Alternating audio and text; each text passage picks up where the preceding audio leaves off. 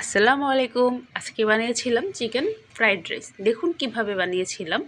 আমি আর আমার হাজব্যান্ড দুজন মিলিয়ে এটাকে বানিয়েছিলাম। এজন্য আমরা প্রথমে নিয়েছিলাম কয়েক প্রকারের সবজি। আপনারা চাইলে কিছু কিছু সবজি স্কিপ করতে পারেন। সাথে নিয়েছিলাম বাদাম এবং কিশমিশ। এখন আমরা চালটাকে 80% বয়েলে সিদ্ধ করে নিয়েছিলাম এবং আমরা মাংসটাকে কুচি কুচি করে কেটে এটাকে মেরিনেট করে নিয়েছি। সাথে দিয়েছিলাম অল্প একটু আদা কুচি, রসুন কুচি এবং গোলমরিচের গুঁড়া, একটু সয়া সস, এবং এটাকে এখন আমরা হালকা একটু ভেজে নিচ্ছি আমরা মেরিনেট করা মাংসটাকে।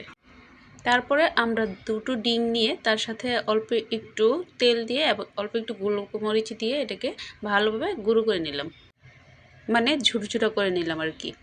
এই যে হয়ে গেছে আমাদের প্রায় ডিম ভাজাটা। এখন আমরা প্যানে অল্প একটু ঘি দিয়ে দিলাম এবং দিয়ে দিলাম অল্প একটু তেল। এখন আমরা দিয়ে দিলাম পেঁয়াজগুলো। পেঁয়াজ দেওয়ার পর আমরা যে সবজিগুলো দেরিতে সিদ্ধ হয় সেগুলো আগে দিয়ে দিলাম, যেন তাড়াতাড়ি এগুলো সিদ্ধ হয়ে যায়।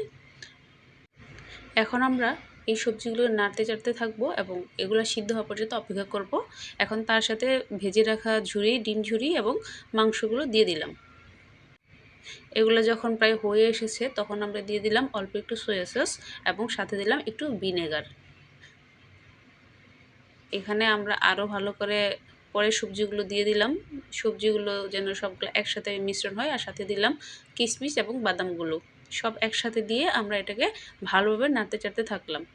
সব শেষে আমরা দিব বয়েল করা যে ভাতগুলো, সেগুলো দেওয়ার পর আমরা উপরে সস দিয়ে দিলাম, টমেটো সস।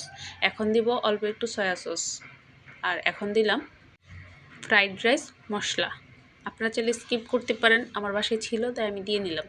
সবগুলো উপকরণ একসাথে দিয়ে অল্প কিছুক্ষণ নেড়ে চেড়ে প্রস্তুত করে ফেলুন ফ্রাইড রাইস।